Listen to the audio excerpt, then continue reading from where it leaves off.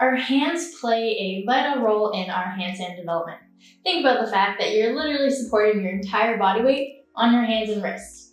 It's why you're going to see wrist prep, or you're encouraged to do wrist prep and stretches specific to your wrists and fingers prior to doing handstand skill development. So a few things to keep in mind when you set up for your handstand. We always want to work on fingers being spread. That means slaying them as wide as you feel comfortable. If you're someone who is unable to spread your fingers very wide, that's something to keep working on as you do any of your wrist stretches, or even considerations when you work on other skills like your push-ups and your planks. Try to get in the habit of spreading them as much as you can. We want to get in the habit of stacking our hands right under our shoulders when we do our handstand practice. This is going to help you feel much more stacked and secure, especially as you work towards and work on your free balance. Now, a few things to keep in mind in terms of your finger direction. If possible, you want to think about your pointer finger facing forwards. Even a slight turnout is fine.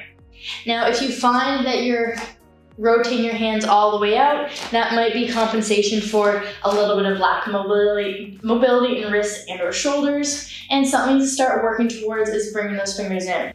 If your fingers are turning inward, this can tend to cause shoulders to rotate in as well. So if you find that your hands are rotating in, see if you can make that small shift. We want to think about a slight external rotation. So again, setting your fingers forward, or even a slight turnout is typically going to help your shoulders set in a better position. When it comes to the distribution of weight in our hands, you almost want to imagine your hand as a tripod.